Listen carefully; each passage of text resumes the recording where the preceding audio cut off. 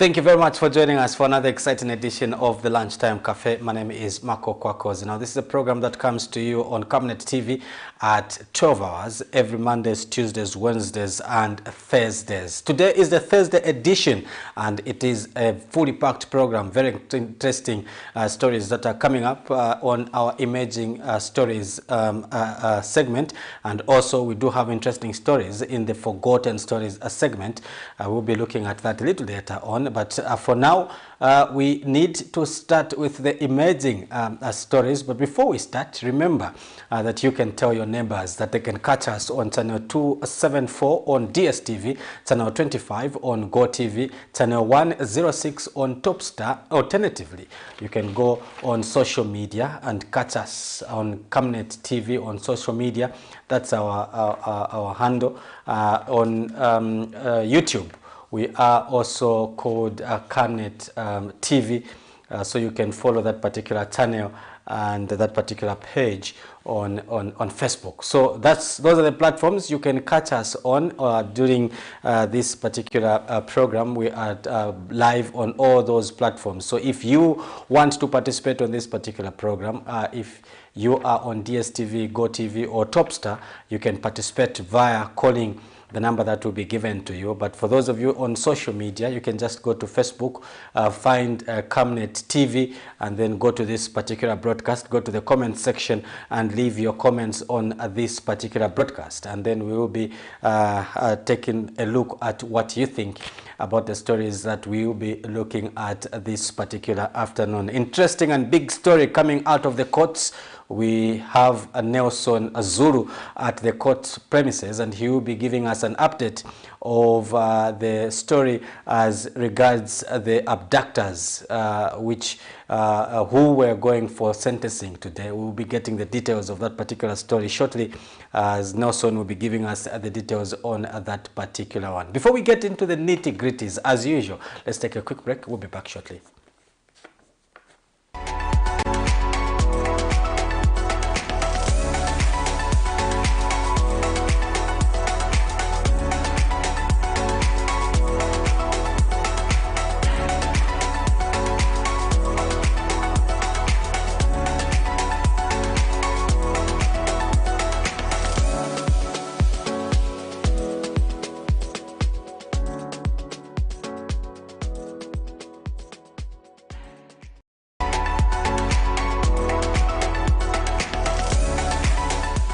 Welcome back. Thank you very much. This is now the Emerging Stories segment. We give you stories fresh as they happen in the field.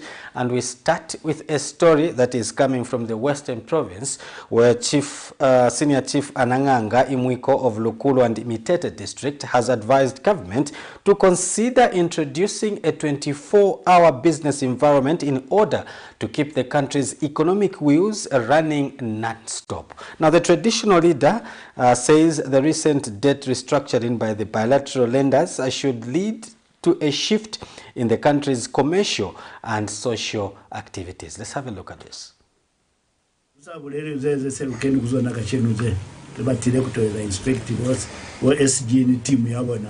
This powerful team, that's CDF. PF was giving how much? 1.6? 1.6. It's like a joke, eh? I'm sure all of you people sitting here, when we mention CDF 1.6, you didn't see that it's like a joke, eh? Young. Was there really seriousness in inflation? Compared to what, 28.6? You can see the will. Now, the will of UPND and the president and the management of UPND is for the people to see what they can do. They have given us the money. The money is here. Before you even ask for the school, the money you have in the CDF. That is, to me, a game changer. The responsibility is now among the people of Zambia through their district councils and their chiefs. I'm saying chiefs because I've heard the president several times telling our CDF officers that we have also asked the chiefs to monitor you.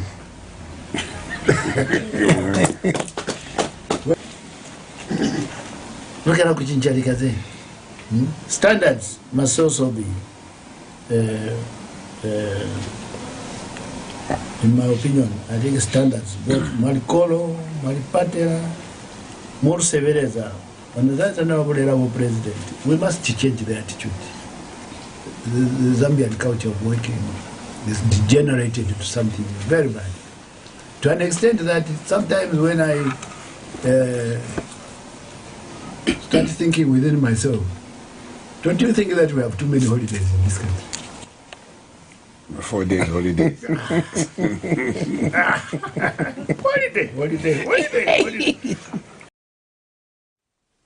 That is an emerging story there coming from the Western Province, where Chief Ananganga Imwiko is talking about keeping the country's wheels of economy turning 24 hours, and of course issues to do with the debt restructuring. So we do expect that story to make a cut in our 1930 menus tonight. So you expect the details of that particular story later on in the day. And also the other story that is emerging is that of a government has challenged the Engineering Institute of Zambia to consider going green on their projects. Now, speaking when he officiated at the official opening of the engineering house in Lusaka, Green Economy Minister Collins Nzovu emphasized the need for the country to go green. Let's have a look at this. These are issues which you need to help us with. There was a call for engineers, I think the last time, Mr. President, when we met the last time, and we said, can we partner with yourselves in a meaningful way, not just the talk. Can we respond? Can you guide us? There's so many distinguished engineers here, and I forgot my other very distinguished engineer, Professor Samkanga there, taught us many things. Guide us now, sir. We need your help. You need to design solutions for the challenges of now. How do we live a livable earth for our future generations? There's a lot of things we need to do. Charcoal burning is a scourge we must control. What are the alternative solutions? Charcoal briquettes, how efficient are they? Cost control, how are the costs? The distribution of them, acceptability of them. So that is another story there which we expect to make the cut in our 1930 menus. It is talking about the newly constructed engineering house, and the minister there, Mr. Nzovu, talking about the need to start thinking going green in the projects that the Engineering Institute of Zambia is undertaking. Let's move on. The other story says the Socialist Party has expressed concern at the escalating cost of mini meal in the country. National Management Council member Crispin Jinda tells Camnet News that in the recent weeks, the price of mini meal has been raising, a situation he said is not suitable for the citizens. Let's have a look at this. With the escalating prices of mini meal. Just a week ago, the price of mini meal was 230. Today, the price of mini meal is 246, 250. So within the space of 2 weeks, there's an increase of price of mini meal. So overall, the cost of living has gone up, and our people are complaining on the ground. Zambian people are complaining that what the president say or what the government says is different from what is happening on the ground. They promised a lot of things, and one of the promises was to reduce mini meal at 50 kwacha. But instead of reducing the mini meal, we are now buying mini meal at 250 kwacha. So mini meal from 50 kwacha has increased 5 times according to what we are promised. So we are very much concerned that these, instead of arresting many people, so let's arrest the price of mini meal, which is escalating. So we should not also we should not be making decisions and creating problems on the decisions that we are making. So it's like the government, by making up a floor price of maize to be 280, they created another problem of consumers. How much consumers will be getting that product, the mini meal. And finally, on our Emerging Stories segment, the National Restoration Party NAREP Deputy Secretary General Martin Mulenga says the acquisition of the debt restructuring deal by President Hakainde Hichilema's administration will aid national development. Let's have a look at this. Everyone else is happy in this country that we have an opportunity that our debt is being restructured. And we know that our lenders now will come and sit with us in a roundtable discussion to see how they can be treated. And this will bring down a lot of things into perspective.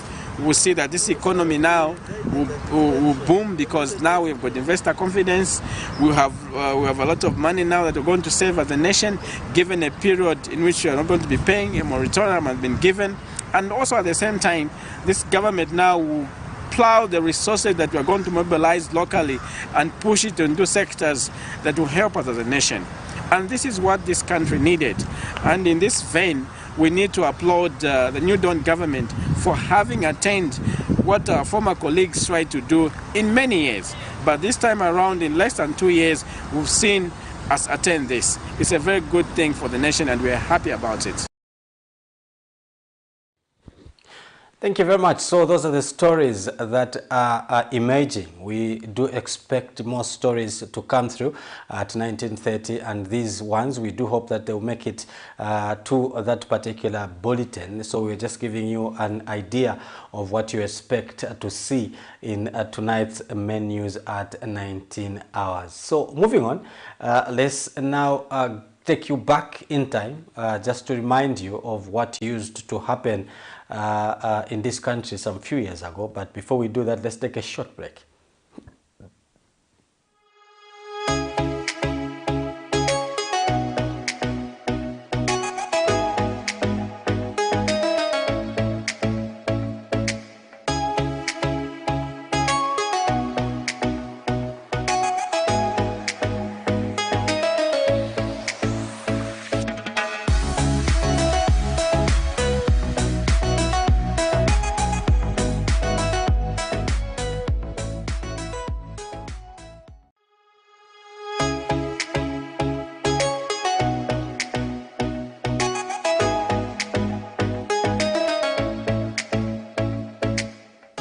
Thank you very much. So that was the emerging stories. Now we move on to forgotten stories. Now this segment gives you stories that happened a few years back, and we just bring those stories back just to revive our memories as to what was happening in this country some few years back. Now in 2020, on this day, the then Lusaka Mayor Maoz Sampa expressed concern at the high alcohol consumption levels that the youths had engaged in during that particular time. Let's have a look at this.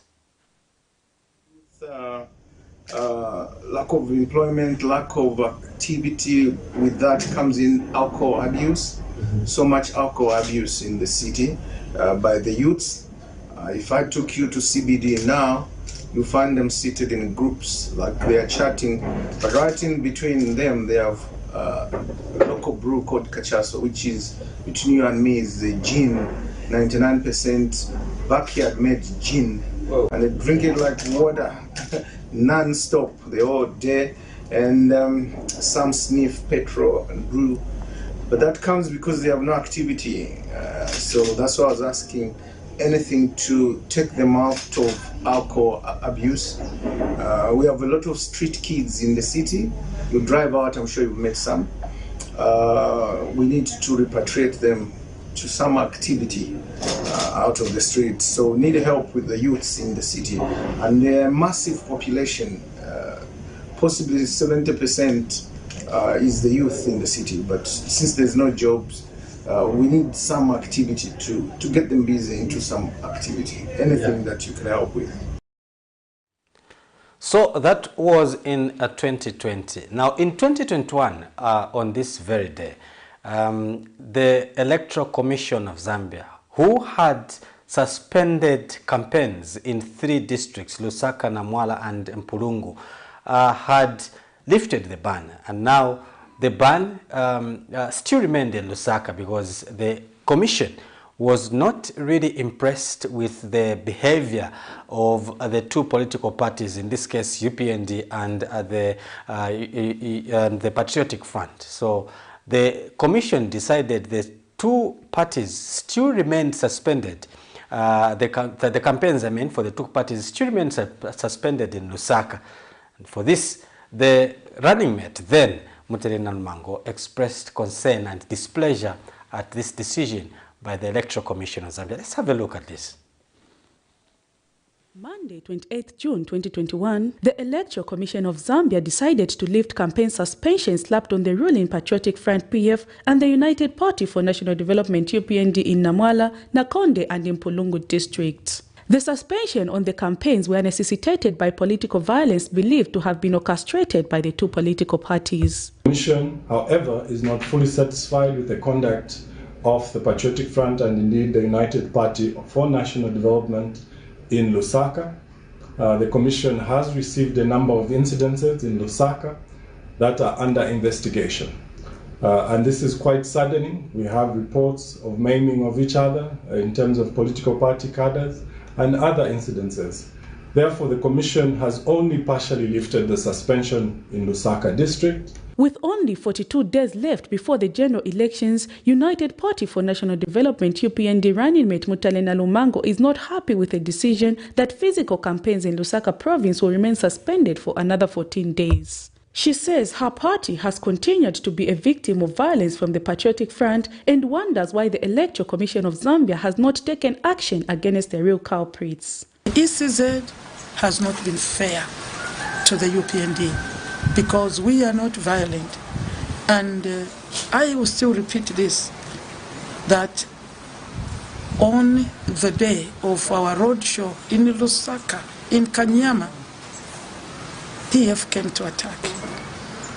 And they were repelled by the police. That is the work of the police. Not only to stop them at a distance, but to arrest people that go to other people's function. That is the law. That is the regulation that guides our elections.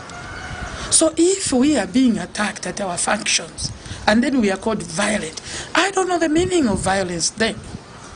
That means when they come to attack you, just receive it until they are tired of beating you, then they go and you continue. That is peace. Mrs. Nalumango adds that the head of state has the power to order political violence to come to an end, but that the continuous reoccurrence of violence leaves much to be desired.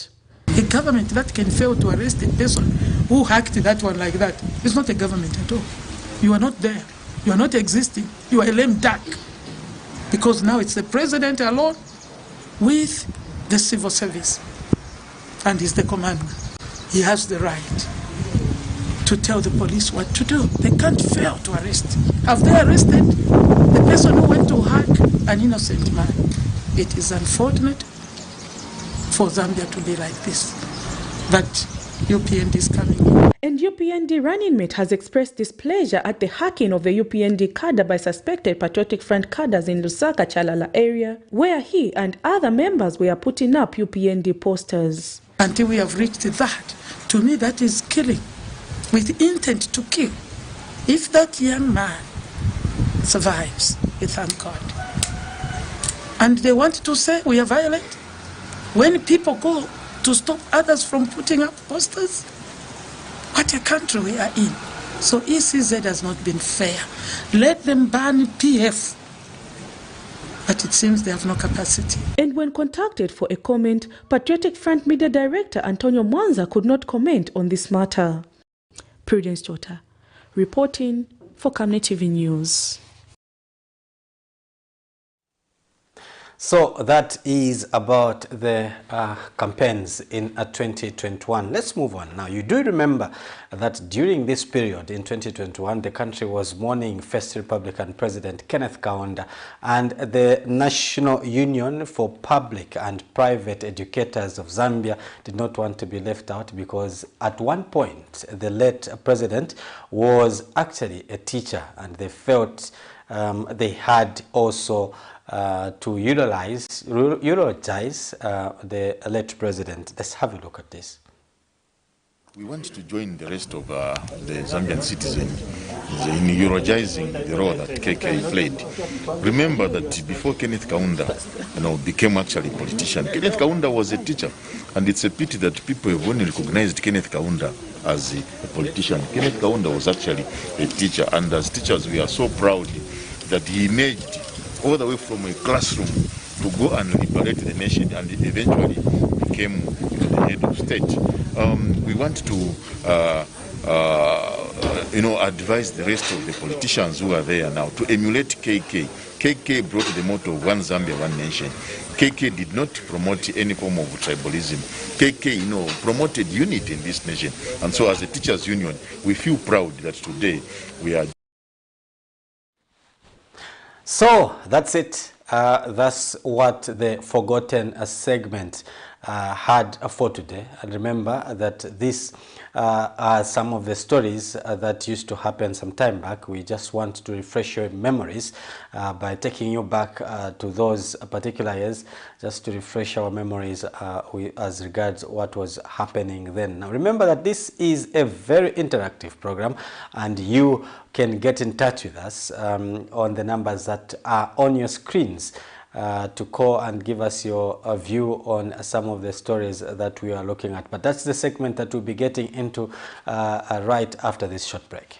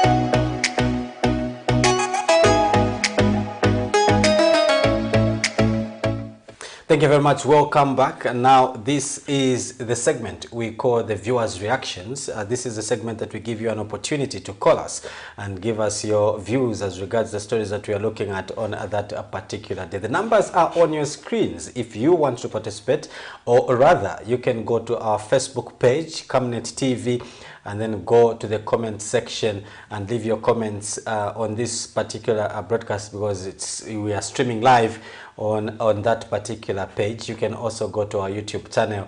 You'll find this particular broadcast live there.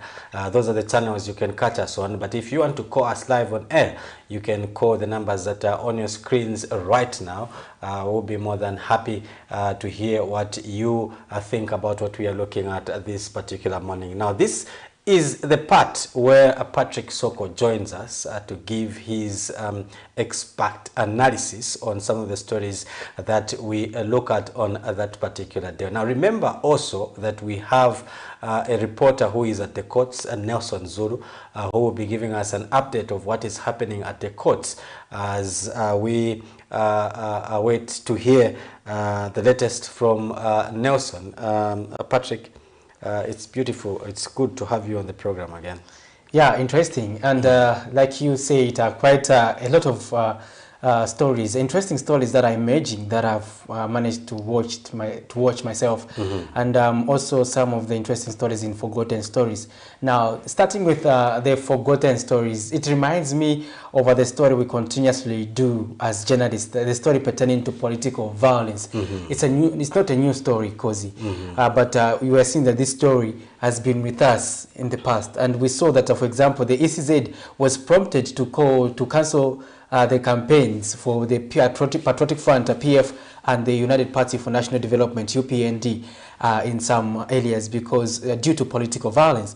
And we see that the now vice president of this country, she was in opposition there, Madam Mutalena Nalumango, actually was explaining, and that interview was done here after having an interview where she was supposed to appear on Camnet TV. So they were doing the interview here, and Prudence Chota managed to have an interview with her here on Camnet TV. That was on during the 2021 general election.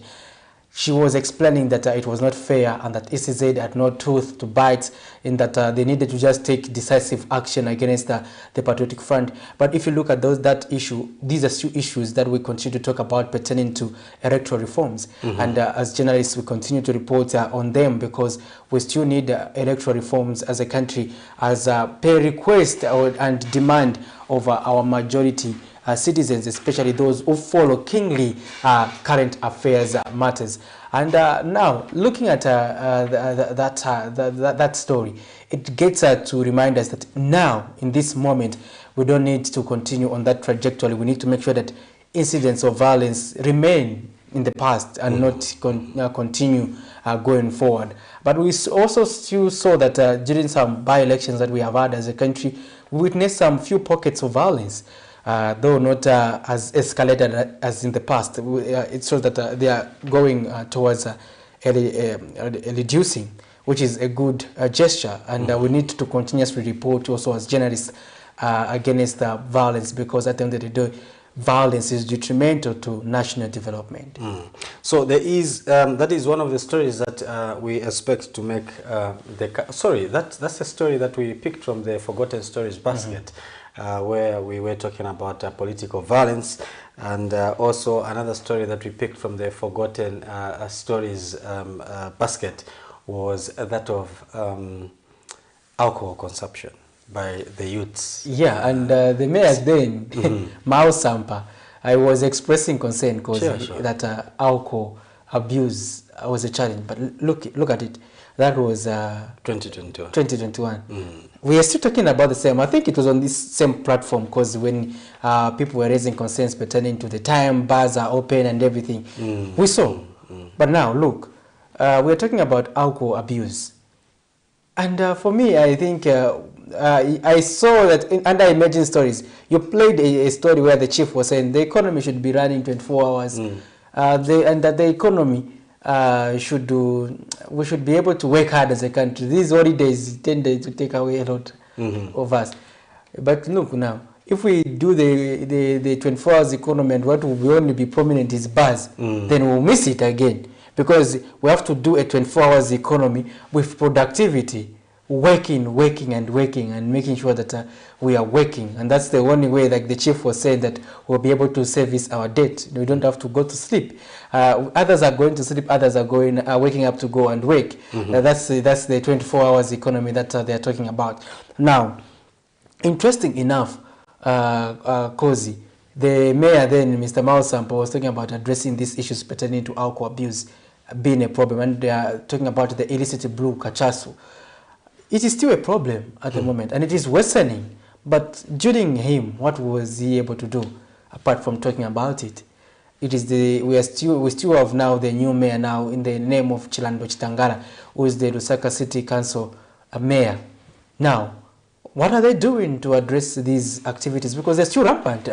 Just as Mao Sampa said it is still the same, and probably worse. So the forgotten story segment tends to continuously remind us that where we are coming from, are things improving, are things changing, or we are constant? And that story, the people, you're able to judge for yourself. They say, back in the days, we were still talking about that issue. We are still talking about it now, because it's still not addressed, and we have to continue talking about it, because it will remain a fact until we address it. Because the issue of alcohol consumption is always something that draws my attention, because nowadays the alcohol consumption by the other gender is alarming.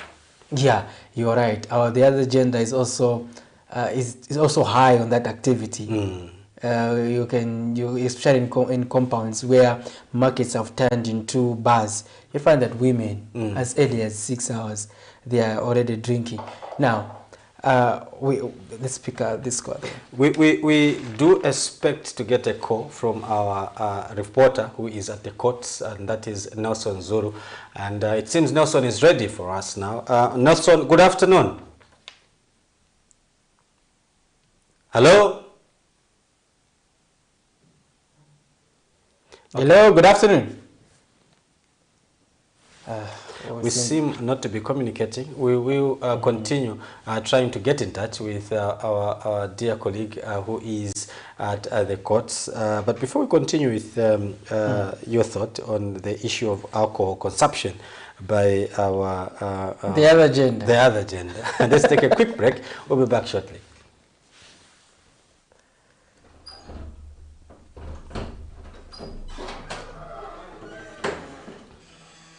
Okay, we seem not to be ready with that particular break, but we are, as we said, expecting to get a call from our colleague who is on the ground at the courts, Nelson Zulu. We will get that back to Nelson shortly, as soon as possible. But for now, we were still talking consumption. Yes, interesting, because now there's that competition. The man is drinking on the other side. The woman is drinking on the other side. And there's also a tendency, when you are drinking alcohol, it impairs reasoning, and you cannot reason as expected. You find that now women, they become too familiarity with the men and other men. So sometimes this tends to perpetuate the cycle of gender-based violence, because now you are coming from work, you go to first of all to drink some alcohol before you reach home. Now you also find your other partner now. That's when they are also coming from the drinking spree, so no one has even prepared the meal for the family. Now what next? You start arguing, you start quarreling, and like I said, alcohol also damages our thinking. So now what that tends to do is that now overall now you'd see now conflicts in houses. Now how do we resolve these conflicts? Now these are problems we need to be looking at, because when we're talking about the high cases of gender-based violence, because a day does not go without reporting incidents of gender-based violence.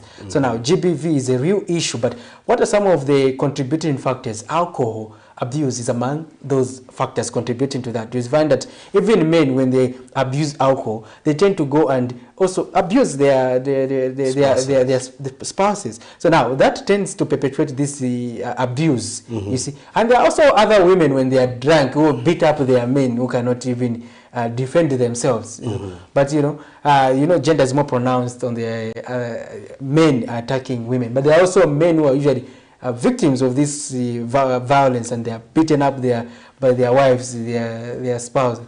So how do we address this issue? These are conversations we need to be talking about. Productivity. For me, if you are able to drink from morning to sunset, it tells me that there's lack of productivity. So as we did earlier indicate, we do expect a call from our colleague who is at the courts, Nelson Zulu, and we seem to be ready with Nelson. Good afternoon, Nelson. Hello, good afternoon. Hello. I think our line is not good this afternoon, and we'll keep trying until it gets through. Our technical team is working on this setback. However, like I was explaining, because pertaining to the issue of gender-based violence, so alcohol is a catalyst. And alcohol is a catalyst to bad vices, or to vices, because vices are vices. They don't need to be good or bad, but they are vices. So alcohol becomes a catalyst. So now you'd find that the man is abusing alcohol, the woman is abusing alcohol. What happens in this house now? These are households where we tend to also see that children also now tend to be abusing alcohol. There is, however, no law that prohibits alcohol consumption. So it is up to you as an individual to make sure that the level of consumption is not something that will affect your productivity. Yes, I remember there was a campaign by the Zambian bodies and other entities like the Road Transport and Safety Agency and the Zambia Police to say, drink responsibly, don't abuse alcohol. But the campaigns have faded, and for me, I'm not surprised, because usually these campaigns are also driven by the industry that is producing alcohol. But however, but what are we doing outside those who are supporting such initiatives? Are there resources set aside to make sure that we manage this vice? Those are things we need to continuously discuss, because at the end of the day, drinking responsibly is important for us to be sustainable and productive as a country. So that is just one of the stories that we picked from the Forgotten Stories segment. Now, let's look at the emerging stories. We did have a story from the Western Province where you did already touch on it. The chief is calling for the economy to be 24 hours. This is the only way, or one of the ways, we can generate enough resources to help us pay back the money that we owe. Yes, so he was pushing an open door, but he was just emphasizing a point, because the Republican President Hakainde Hichilema has also indicated that Zambia has to migrate towards a 24 hours economy. In terms of productivity, not just 24 hours. So if you talk about economic factors, there are many. Now, if you talk about 24 hours, we're looking at, for example, entities like the Zambia Police, hospitals. Those are 24 hours service institutions. Now, for example, now we have to make sure that we continuously operate on a 24 hours arrangement. That's what it means. Even us, COSI, we should be able to come and give an update to the citizens at 03 and and 04 to say this is what is happening at City Market. This is what is happening at Chisokone Market. We should be able to give the people an update in terms of us as a media house operating 24 hours fully and with a lot of activity, you understand? So it means that we have two shifts. Others are doing the day, others are doing the night, and those shifts are more proactive and active. It means that when an industry that makes shoes, you will start working in the morning. The other group leaves at 17. The other one gets in. They start working. Those, for example, shops, we see shops others, they close at 16 hours, like in Dar es Salaam, in Tanzania. You see others now come in and start selling their merchandise up to around 6 or 7 hours. Then they clean the city, they leave the city. Those who are opening up shops around 8 hours, they do the same, COSI. Now, that's what we call an economy. For example, even in the mining sector, if the normal shift COSI is just ending at 16 hours, it means that another shift should start. It means that trucks should be going outside the country exporting goods from various industries that we have in the country. So in short, what you're saying is that I can wake up at 03, go in town and buy a bicycle for my son. Yes, sure. That's what that means, because it, it calls for more interventions for that to be achieved. For example, the CBD it means that we have to double our security. It means that we need to improve in terms of our lighting systems. How is do we have enough lights? The street lights also have to be working. All those things, because they have to be functioning. Because you can imagine, how can you be able to undertake your shopping if it is looking dark? You need to make sure that everything is lit. You know, we create an environment that is conducive, such that you are able to move freely. Unlike if you are going, it's dark, you are attacked. So realizing that requires quite a lot of energy, but it's a process that you start slow but surely. So that is just but one story that we do expect to make the cut on our 1930 bulletin this evening. We do have quite a number of them that we have here to share with you. Remember that you can call us on the numbers that are on your screens if you want to participate and give us your views on some of the issues that we are looking at today. Or it could be a developing story in your area. You can call us and give us that heads up. We do also expect a call from our colleague who is at the courts, Nelson Zulu, to tell us, to give us the details of what has transpired there. Now let's look at the issue. I know that you are passionate when it comes to issues to do with climate change. Now government has challenged the engineering institution of Zambia to ensure that they try in their projects, going green. Yeah, interesting. Yeah, going green. I think that was the challenge was appropriate. I think this is an incident that was happening actually today, because the minister was officiating the strategic plan, the launch of the strategic plan for the EIZ and their facility which they constructed. It's quite a good infrastructure and the state-of-the-art infrastructure, so to say, and adding up and also contributing towards beautifying the city. Now, interesting enough, the minister was challenging the engineers to say, you need to make sure that you are contributing to the green agenda, making sure that each infrastructure that is coming on board or whatever you are developing is in tandem with the green agenda. In that we don't have to, when we are creating a facility, you should be able to accommodate things that help and enable us to reduce the emission of carbon into the atmosphere. So how do we do that? It is the engineers also play an important role in the manner they design these roads, Kozi, the manner they design these buildings. They have to be environmental friendly. I can give you an example of where we are here at Camnet. This is an environmentally friendly environment, in that you are able to see that it is green. It accommodates other aspects. You are able to get fresh air every time you are stepping into this environment. You feel conducive. Now, that has to be the case in terms of any other infrastructure that we are undertaking as a country.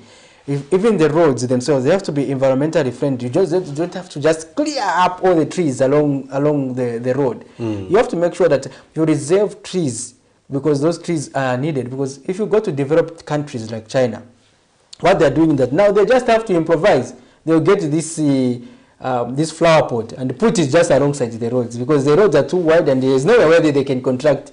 They can plant a tree. So as a result, they have to just improvise.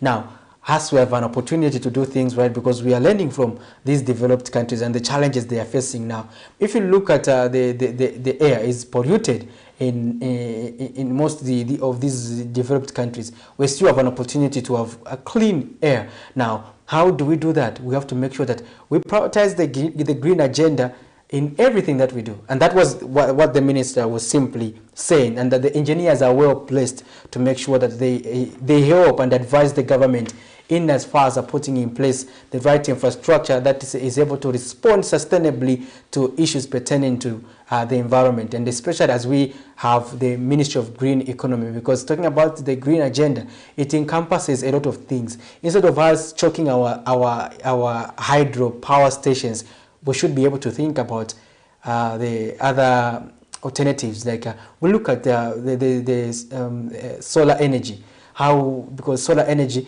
would also complement us, as opposed to us continuously generating electricity using water at the Kariba Dam. We'll be able to minimize that pressure of running those turbines by shifting to solar, and also by shifting to wind energy, by shifting to everything that we may call sustainable energy. So that's another story that we expect to be in our 19 hours news today, 1930 news today. Do make sure that you make a date to get the details of that particular story. We do have quite a number of other stories that will be coming through. There's another one which is a very interesting one, because it talks about a mini meal.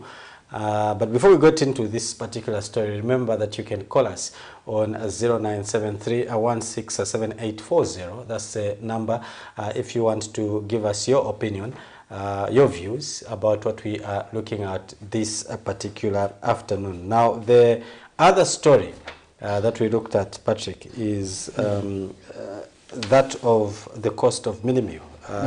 The Socialist Party is worried, says this is not good for the citizens.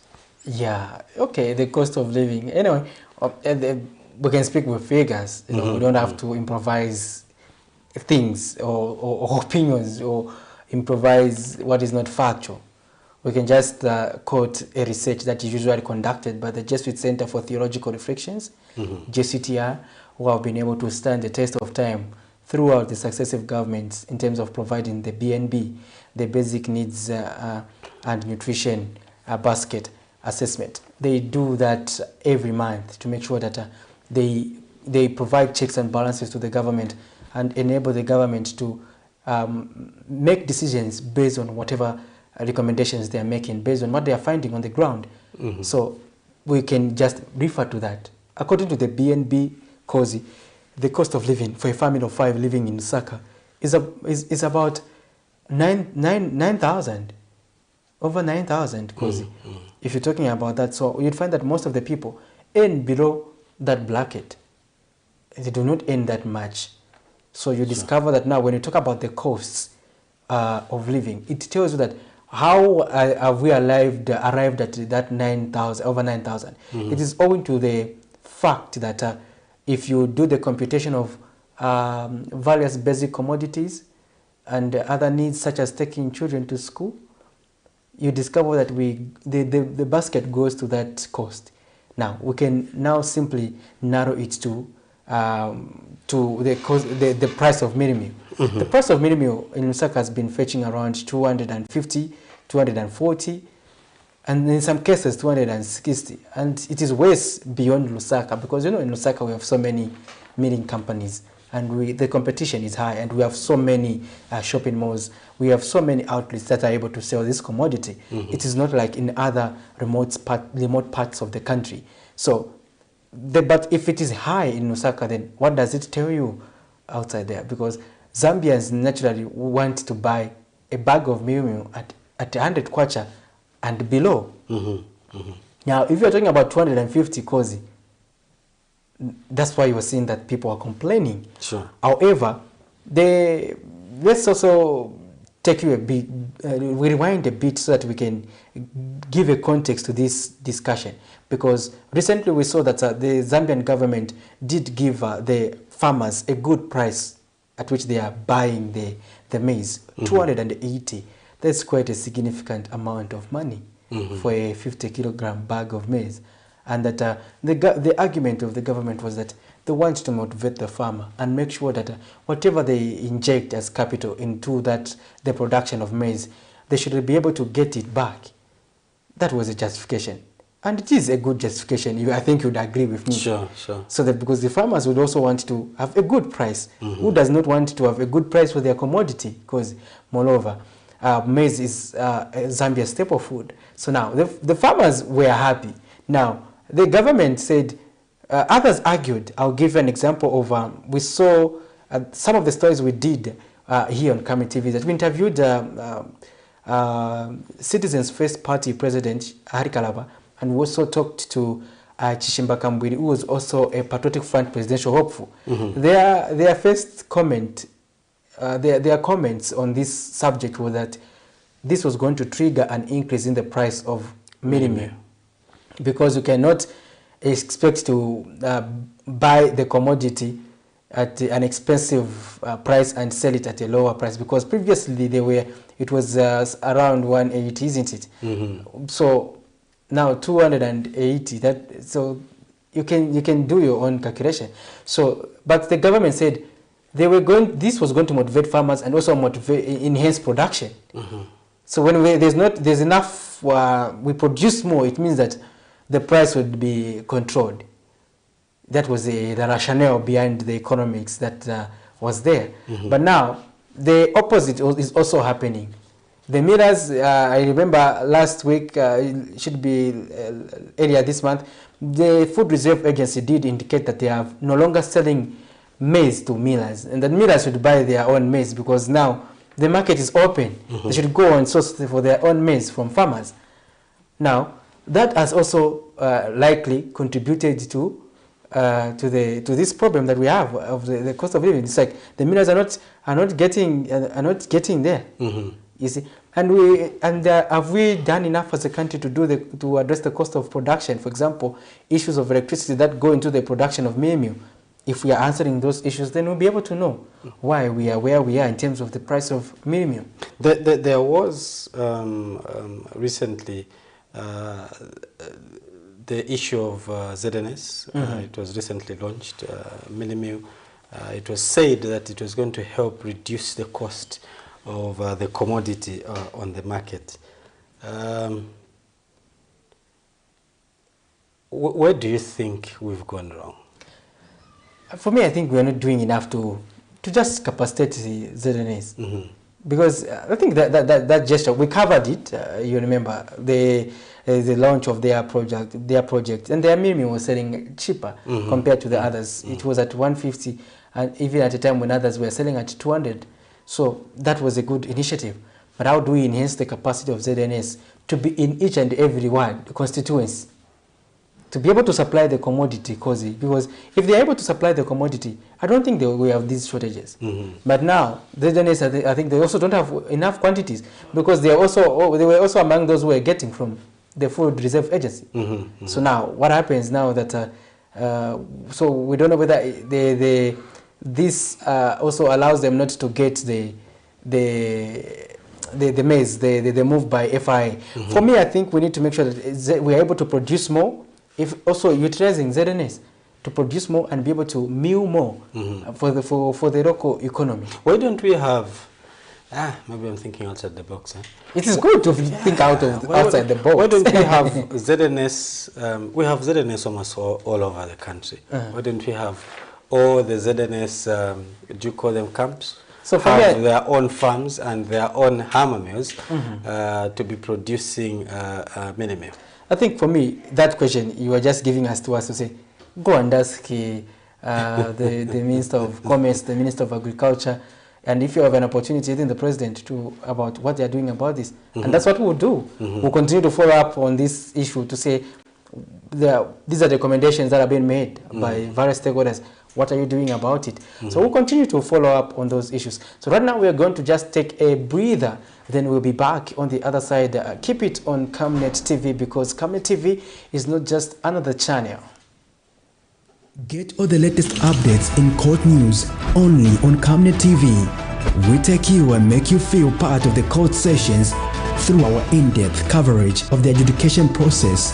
Get informed on those who have been arrested, delayed and denied the police bond or bail victims, persons taking plea, court adjournments, verdicts, and those administration issues in the judiciary. Camnet TV is on channel 274 on DSTV, channel 25 on GoTV, and find us on channel 106 on Topstar. You can also follow and give us a like on our social media platforms. Camnet TV, not just another channel. Get all the latest updates in court news only on Camnet TV. We take you and make you feel part of the court sessions through our in-depth coverage of the adjudication process. Get informed on those who have been arrested, delayed and denied the police bond or bail victims, persons taking plea, court adjournments, verdicts, and those administration issues in the judiciary. Camnet TV is on channel 274 on DSTV, channel 25 on GoTV, and find us on channel 106 on Topstar. You can also follow and give us a like on our social media platforms. Camnet TV, not just another channel. Get all the latest updates in court news only on Camnet TV. We take you and make you feel part of the court sessions through our in-depth coverage of the adjudication process. Get informed on those who have been arrested, delayed and denied the police bond or bail victims, persons taking plea, court adjournments, verdicts, and those administration issues in the judiciary. Camnet TV is on channel 274 on DSTV, channel 25 on GoTV, and find us on channel 106 on Topstar. You can also follow and give us a like on our social media platforms. Camnet TV, not just another channel. It's time! Camnet TV brings to you an exciting kids show called My Creation. Join me, Sarah Chandamanga, as I get to interact with kids with special skills and talents between the age range of 9 to 17. This show will come to you every Saturday at 13:30 on Camnet TV, not just another channel.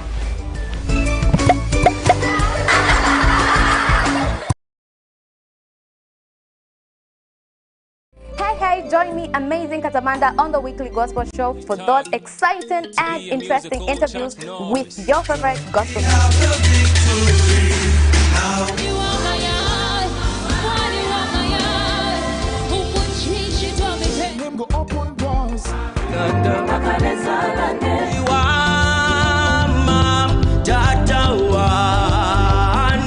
Hold on to me when it's too dark to see. You cannot put your power Hallelujah.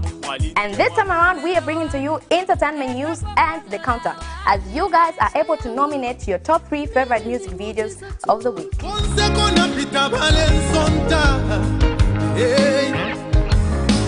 Remember, it's every Saturday at 10:45. You can also catch repeats every Monday at 10 hours. Camnet TV is not just another time.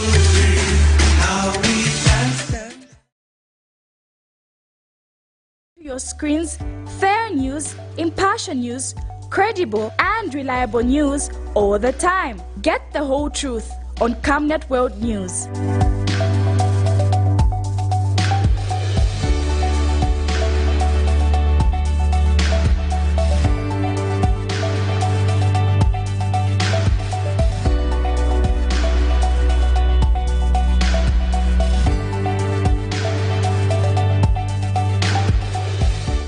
Television, not just another channel.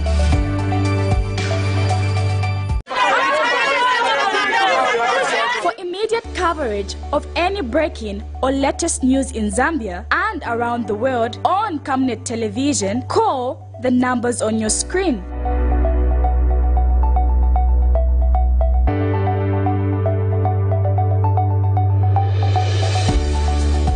Camnet Television, bringing to your screens fair news, impartial news, credible and reliable news all the time. Get the whole truth on Camnet World News.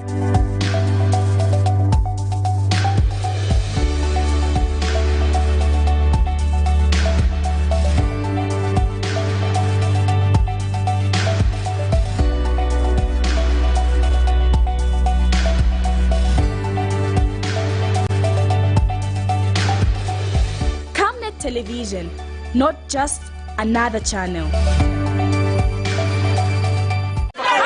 Get all the latest updates in court news only on Camnet TV. We take you and make you feel part of the court sessions through our in-depth coverage of the adjudication process. Get informed on those who have been arrested, delayed and denied the police bond or bail victims, persons taking plea, court adjournments, verdicts, and those administration issues in the judiciary. Camnet TV is on channel 274 on DSTV, channel 25 on GoTV, and find us on channel 106 on Topstar. You can also follow and give us a like on our social media platforms. Camnet TV, not just another channel.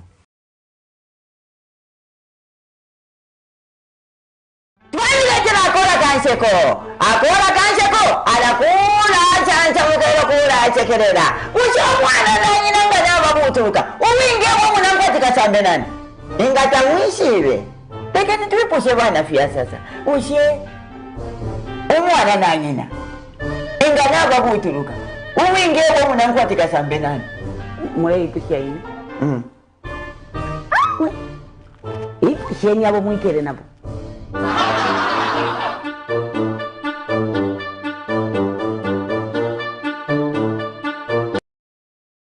It's time! Camnet TV brings to you an exciting kid show called My Creation.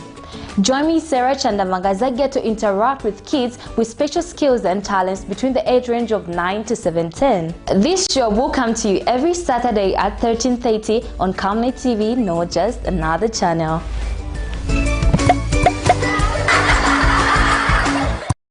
Get all the latest updates in court news only on Camnet TV.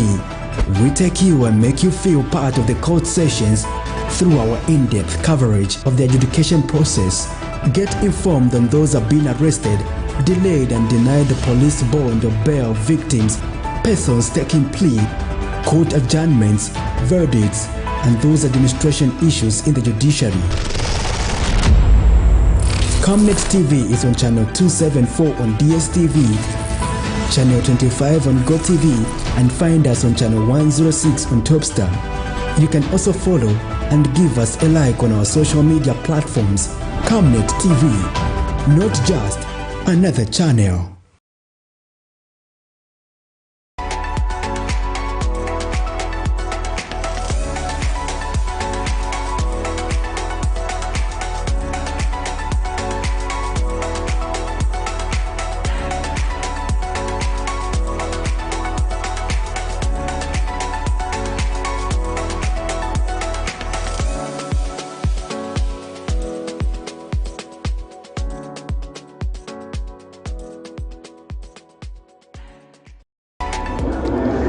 The Department of Immigration on 24th June 2023 arrested a 62-year-old South Korean national, Han Ho Bae, in connection with a suspected sex trafficking of 5 Vietnamese nationals.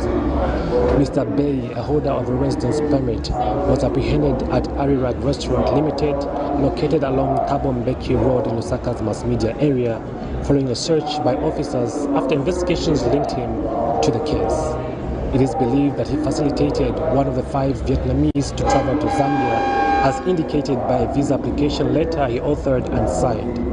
He has since been charged with 1 count of trafficking in persons contrary to sections 3.1 and 3.3 of the Anti-Human Trafficking Act number 11 of 2008 of the laws of Zambia, 1 count of sexual exploitation contrary to section 6.1 of the Anti-Human Trafficking Act, and giving false information contrary to section 4A of the Immigration and Deportation Act number 18 of 2010 of the laws of Zambia.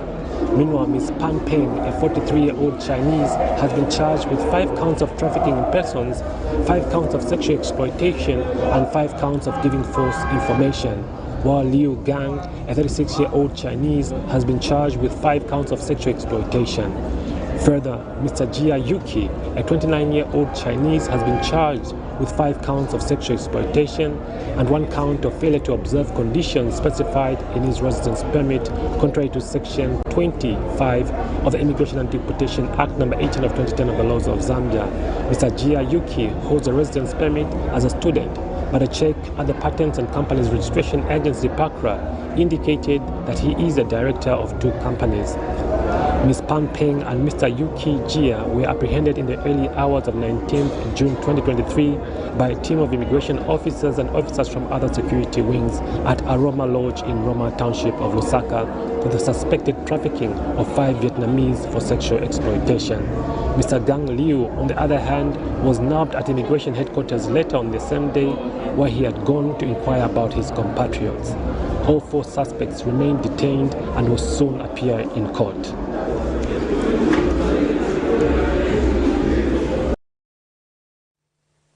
So that is the latest that is coming through from the Immigration Department as regards some Korean nationals and of course Vietnamese nationals who have been picked up. Patrick, before we went for the break, we were talking about issues to do with the cost of mealie meal and how ZNS how the country should capacitate ZNS to produce a little bit more than what they're producing now. It would help bring the cost of mealie meal down, and this is something that is doable. Yes, it is possible. It is possible because everything is within our means. Sure. Yeah, because ZNS has the machinery, they have the human resource, and you can still employ more under ZNS, so that they're just dedicated to the farms and be able to produce. And be able to, once they produce, if the milling companies the milling department is working efficiently, we'll be able to pay those who are working. So at the end of the day, it's already a win-win arrangement for the country. The country stands to benefit from such an initiative, and then the millers can just be complementing in areas where they may not be, and they'll just be working side by side by ZNS. So at the end of the day, it is attainable. But another interesting story that we need to look at this afternoon was a story pertaining to the abductors, and this is where we have now at a point where this case has been concluded, in that judgment has been given, and we wanted to talk to our court reporter there, Nelson Zulu, but we couldn't because today our lines have been compromised, and we just hope that they will be fixed so that we can continue interacting with other live programs here on Camnet TV. But we couldn't do so earlier because of the technical challenges. However, those will be rectified, and next week when we come back, we'll be able to engage on live conversations. However, we are talking about a story pertaining to abductors. This is a story that had taken the nation by surprise. It is a story that left a lot of people shocked, and we were left wondering as to what is happening. Where is Pamela? Because Pamela was the first one to have been abducted in that incident. We saw a lot of other girls becoming victims to this scam, and at the end of the day, we couldn't get closure to this, and people were becoming impatient, and people were busy talking about why the police were not doing enough, why the Ministry of Home Affairs was not doing enough. So we spent a lot of time talking about this issue, Kozi, if you recall very well. But eventually we managed to get closure to this case after those abductors were arrested, and this matter has been before the courts. We saw it drag a little bit when one of the accused was said to be not in a right mental state to be able to stand trial, not until he he overcame that challenge and was in the right state to be able to stand trial. We saw that the police were now, the courts were now able to proceed with various processes in terms of trying that case. And today it came to a close as those people who were behind the abduction of 13 women. Sometimes they are referred to as girls, but these 13 women, Kozi, suffered abuse, and justice has been served by the courts of law by slapping these two gentlemen with about over 600 years of imprisonment. So technically what that means is that these people have been sentenced to life imprisonment.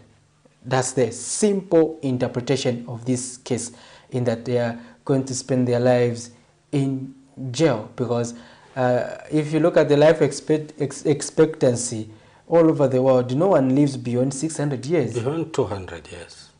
Yeah, so now if you look at that verdict, it tells you that those people, they'll end up just in confinement. Though we should, I can just preempt, because there are some mechanisms where, for example, during the presidential pardon, these people can be, their sentence can be reduced to about 200 to about 300 years, and then probably, but you see, it's too more. The years are just too many. Yeah, and we just hope that those who were part of that, who were among the 13 women that were abducted, feel justified and that justice has been served on this matter. That's very, very, very important, actually, for the victims. I think they feel a sense of justice, as you have put it. You see, this matter, I'm happy that it has come to its conclusion, because it drew the attention of almost the whole country. Everybody had heard about the abduction of Pamela and the 13 other girls, and the 12 other girls, to make it 13. And everybody was interested to know what was going to happen to the people who did this. Now, there was one interesting thing that happened after one of them was caught in Kaoma, was it? He was even boasting proudly, saying, the police have failed. It is me who has just, I mean, at that point, I think there was no remorse. Yeah. He didn't seem like somebody who had committed an offense. So, yeah, and he downplayed the works of the law enforcement wings. Yes. And they thought it was just us who they couldn't have arrested us if we wanted, you know. But at the end of the day, you see now justice has been served. Yeah. And for me, it is a lesson for some of the people who may be wanting to get into similar crimes, because that if you are found on the wrong side of the law is blind, and it will deal with you. And even the Bible itself tells us to always love one another. If you love your neighbors, you love yourself. I don't think you have the energy and the impetus to just inflict pain and hate on another person. But if you do not love your neighbor or your friend, then it means you are able to go to such extent to do evil acts to just satisfy your selfish interests. And in this case, we are talking about the selfish interests. Whatever they thought they were doing, that was out of their selfishness, and it wasn't. It was something that we could not condone in a democratic country like Zambia. Zambia, because it has been known as a beacon of peace in the region, and you can imagine that if we start receiving such kind of crimes, recording such kind of crimes, it undermines this peace that we have been enjoying as a country. Because at the end of the day, you see such issues, people who think in such a way, they are able to put the nation on fire. And I think that this situation really, it surprises me. Even when some crimes are committed and people say, no, I think it was the devil that was using me. Come on. One, you adapt to the first one, the second one, third one, fourth, fifth, sixth. You can't realize. You can't come back to your senses. No, I think they knew what they were doing, and the sentence for me is fair. Sure. Interesting. So this is where we have to call it a day on the Lunchtime Cafe Thursday edition. Until next week on Monday, when we come with a Lunchtime Cafe. We have interesting interviews lined up for next week, and be sure to join us here on Camnet TV, not just another channel.